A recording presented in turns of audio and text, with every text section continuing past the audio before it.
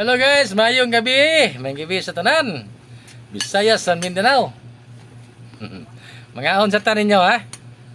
Ikan po ko sa chapel niya. Niya. Ipapakita ninyo ang nilugaw.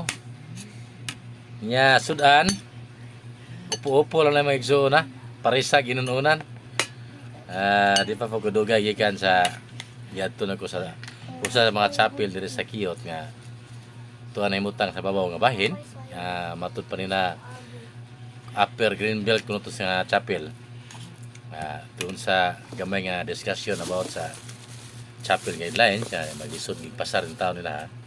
Moto nga ang gipropose nako mo na to siya ang basic ecclesial community kay di man sa babag bisag dili ma community chapel ang paghimo og gagmay nga tiringba nung simbahan sa mga sa tagsa ka mga chapel mo na nga salamat sa Ginoo doon na may schedule nga to sa regular nga meet up sa BEC adlaw nga Huwebes pero ang problema pa na pa ang orientation na like walang na nga yan po mga igsoon na maginampo ay ta tibuo kalibutan nga ang Kristohanon nga pagkinabuhi ang pag-ila ni Kristo nga pinaagi sa buhat amo gi intay ato ang matagaan o pagtagad.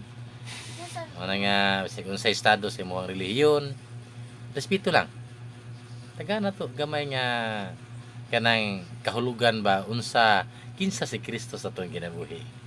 Muna nga mga igsoon, isip niya naglihok sa simbahan kabahin sa gitawag og trabahante sa simbahan nga way sildo ang Ginoo ra mi sildo na naninguha bisang uwan tungod kay nakahibaw nga daghan pa kay mga katawhan doon wa pagyud maedukar sa Kristohanon nga pagtuo.